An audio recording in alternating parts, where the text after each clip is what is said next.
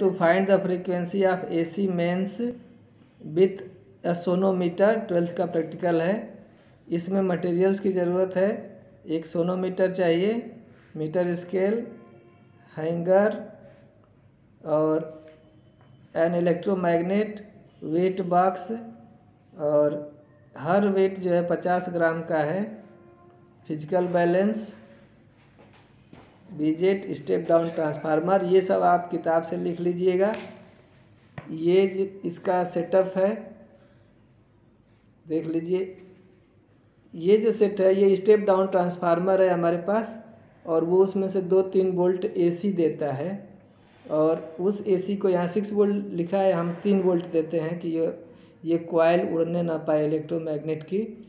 और इसके अंदर रॉड है, तो ये हमेशा मैग्नेट बनेगा, नॉर्थ साउथ पोल बनते रहेंगे, जिससे ये इस वायर को खींचेगा और ये वाइब्रेट कराएगा इन दोनों AB के बीच में। और जब ये वाइब्रेट करेगा तो उस समय हम A और B के बीच का लेंथ नोट कर लेंगे। जैसे इसमें 70 है और इसमें 20 है, तो दोनों के बीच के अंतर 50 नोट करेंगे, रेजोनेटिंग लेंथ। और ये कितना हैंगिंग है वेट, इसको नोट कर लेंगे। यही इस वायर में टेंशन देगा, ये जितना इधर खींचेगा उतना ही इधर ये खींचेगा। तो जो इसमें टेंशन है, tension force, that is equal to this weight hanging. तो ये डेटा हम लोग को नोट करना है। और ये फ्रीक्वेंसी कितनी हुई उसका फार्मूला होगा 1/2L। L वही लेंथ है जो अभी हम बताए, 50 आया। T फॉर टेंशन, टेंशन जो वेट लटका हुआ है mg, और स्मॉल m जो लिखा हुआ है वो इस वायर का मास पर यूनिट लेंथ है। ये 1 मीटर ले करके और उसका वेट जब निकालते हैं तो 1 मीटर लेंथ के इस वायर का वेट होता है लगभग 1.62 ग्राम। तो वो वैल्यू एक कांस्टेंट होता है जो इस फार्मूले में लिख करके कैलकुलेट कर देंगे। तो जब ये फ्रीक्वेंसी वायर की आएगी, उस वायर के फ्रीक्वेंसी को हाफ कर देंगे तो ये फ्रीक्वेंसी आ जाएगी AC की। क्योंकि वायर AC के एक साइकिल में 2 बार वाइब्रेट करता है। इस इलेक्ट्रोमैग्नेट में ये नॉर्थ और साउथ पोल बनता है, इसमें अल्टरनेटिंग करंट के फ्लो होने से इस कॉइल में। तो जब भी इसमें कोई भी पोल बनता है तो ये उसको खींचता ही है अपने तरफ। तो इस हिसाब से एक साइकिल में AC में ये 2 बार मैग्नेटाइज होता है, 2 बार ये पोल बनता है, तो ये इसको 2 बार वाइब्रेट कराता है। इसलिए वायर की फ्रीक्वेंसी का हाफ कर देते हैं तो AC की फ्रीक्वेंसी मिल जाती है। इंडिया में यह 50 हर्ट्ज लगभग होती है। इससे प्रोसीजर जो भी स्टेप्स होते हैं आप अपने तरफ से बना के लिख सकते हैं। प्रोसीजर खुद से ही लिख लीजिएगा। Mass per unit length of wire small m, तो ये वैल्यू जो है वायर के मास पर यूनिट लेंथ 1 मीटर का वेट होता है करीब 1.62 ग्राम। तो इस प्रकार से जो m है ये हुआ 1.62 ग्राम डिवाइडेड बाई 100 सेंटीमीटर। तो ये CGS यूनिट यूज करेंगे 1.62 10⁻⁻² ग्राम पर सेंटीमीटर, ये हम लोग यूज करेंगे।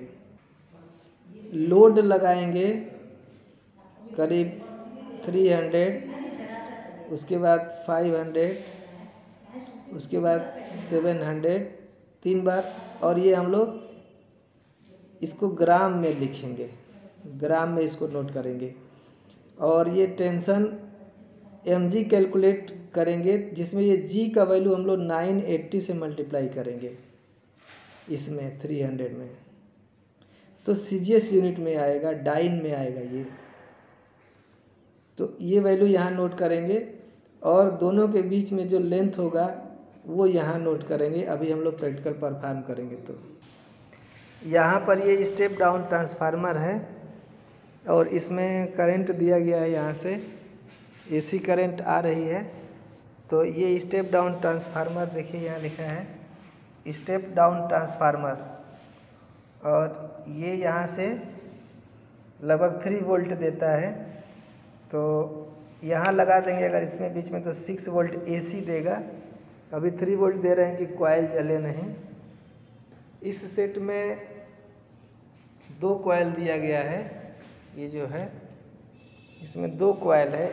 ये जो कॉइल है ये जल चुकी है, इसमें हमने जोड़ रखा है। देखिए एक पीला तार इसमें जोड़े हैं और दूसरे किनारे में ये जोड़ा हुआ है, ये जोड़ा हुआ है, और ये इसमें ये।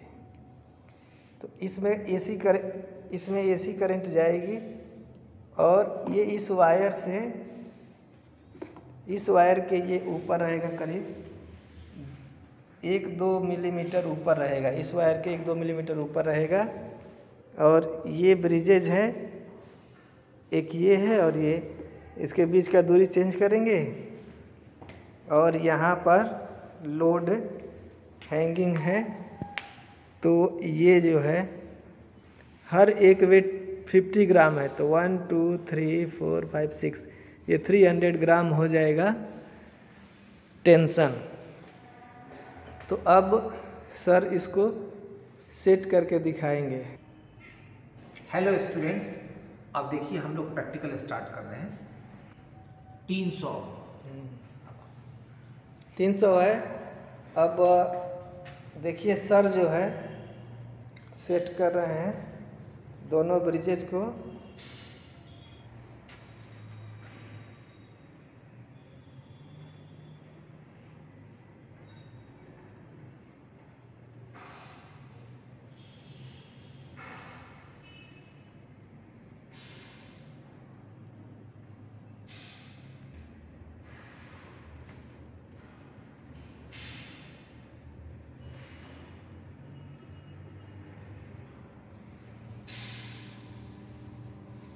वायर स्टूडेंट आपको दिखाई नहीं दे रहा होगा, लेकिन बड़ी तेज वाइब्रेट कर रहा है।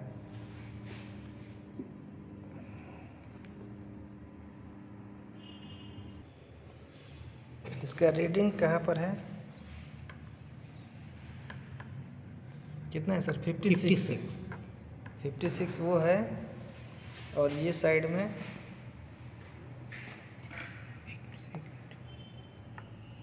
कितना है सर? 33.5 है ना? 33.5।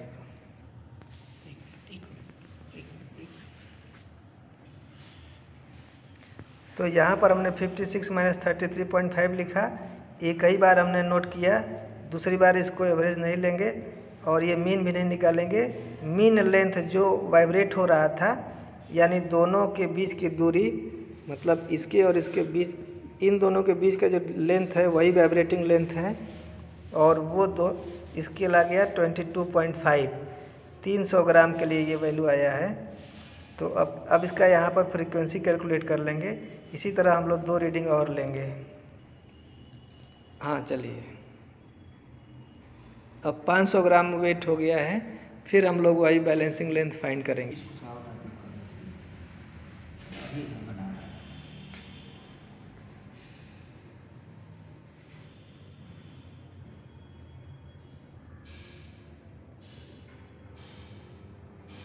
फिर से एक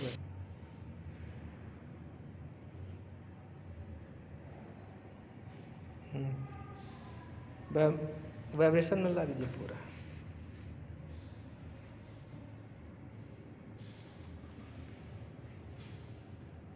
देखिए ये वायर बहुत तेज वाइब्रेट हो रहा है, इसलिए राइडर गिर गया। इस साइड में देखिए वायर रुका हुआ है, ये नहीं वाइब्रेट हो रहा है।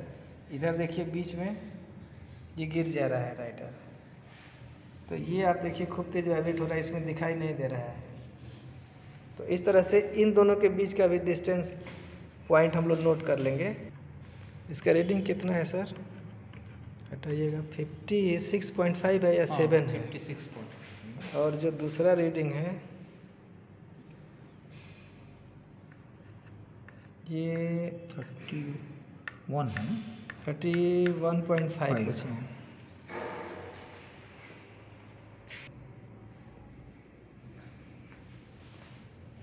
तो अब स्टूडेंट्स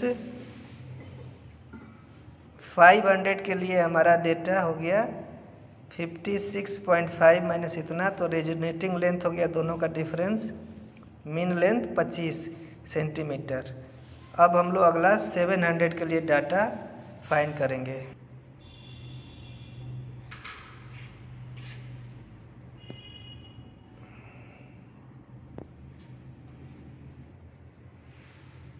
$500 और 200, 700 हुआ है। और यहाँ पर देखिए दोनों ब्रिजेज को नज़दीक लाएंगे, दोनों ब्रिजेज को नज़दीक लाएंगे, इलेक्ट्रोमैग्नेट को सेंटर में रखेंगे और वाइब्रेटिंग लेंथ फाइंड करेंगे। देखिए राइडर गिर गया है और वाइब्रेट, देखिए वायर अब वाइब्रेट बहुत तेज़ कर रहा है, देखिए गिर जा रहा है।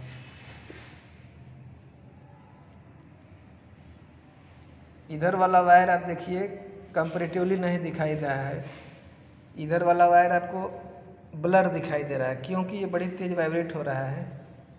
देखिए इधर नहीं, इधर बहुत हल्का दिखाई दे रहा है, लेकिन बीच में जो वायर है ये हाई एम्पलीट्यूड से वाइब्रेट हो रहा है। इलेक्ट्रोमैग्नेट इसको खींच रहा है, छोड़ रहा है एसी के साइकिल से। तो ये लेंथ भी हम लोग नोट कर लेंगे। कितना है सर? 99, 50 नहीं 60 है क्या? 60 है और ये 32 है। 32 ना। तो ये देखिए 700 के लिए डेटा 60 और 32 मार्क्स पर आया है, तो दोनों का डिफरेंस आ गया लेंथ 28। ध्यान दीजिएगा जैसे जैसे टेंशन बढ़ रहा है 300, 500, 7 वैसे वैसे ये लेंथ भी बढ़ रही है। वायर की फ्रीक्वेंसी का फार्मूला है 1/2L√T/m। तो m जो स्मॉल m है ये मास पर यूनिट लेंथ कांस्टेंट है वायर के लिए 1.62 10⁻⁻² ग्राम पर सेंटीमीटर। ये लैब में दिया रहेगा, नहीं तो अगर समय रहेगा तो इसको 1 मीटर को वेट करेंगे और देखेंगे कि कितना उसका वैल्यू है। तो ये हमारे लैब में ये कांस्टेंट उस वायर का हम वेट करके हम लोग रखे हैं T/m। तो पहला फ्रीक्वेंसी है L1 22.5 सेंटीमीटर पर आया हुआ है, तो 22.5 यहाँ रख देंगे। और T/mg है कैपिटल M जो हैंगिंग मास है, और G 980। तो हैंगिंग मास पहले 300 रखा गया है ये, और 980 और m का वैल्यू यहाँ 1.62 10⁻⁻²। तो ये कैलकुलेटर के मदद से कर रहे हैं। 1/45 इतना आया, फिर डिवाइड किया तो 94.7 हर्ट्ज ये वैल्यू आ गई पहले वाले की। तो ये 300 के लिए लेंथ मिला था 22.5, फ्रीक्वेंसी आ गई 94.7। अब हम लोग सेकेंड करेंगे। सेकेंड में कितना है कि 500 है और इसका लेंथ है 25। उसको यहाँ पर देखते हैं कितना आता है। 50 598 160। चलिए ये वाला करेंगे।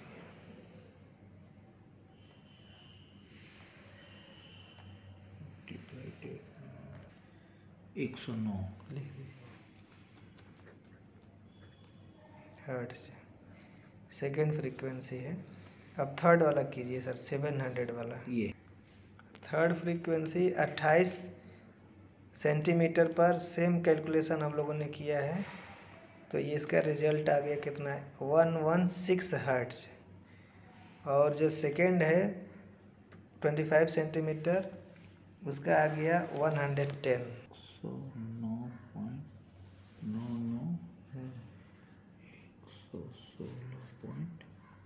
116.20। तो दो फ्रीक्वेंसीज 110 हर्ट्ज के आसपास आई हैं और फर्स्ट फ्रीक्वेंसी लगभग 95 हर्ट्ज आई है। फर्स्ट वाले में रीडिंग हमने जो लेंथ नोट किया होगा वो उतना सही नोट नहीं किया होगा। 110 2 बार जो आया है वो सही आया है। इनका मीन फाइंड करेंगे।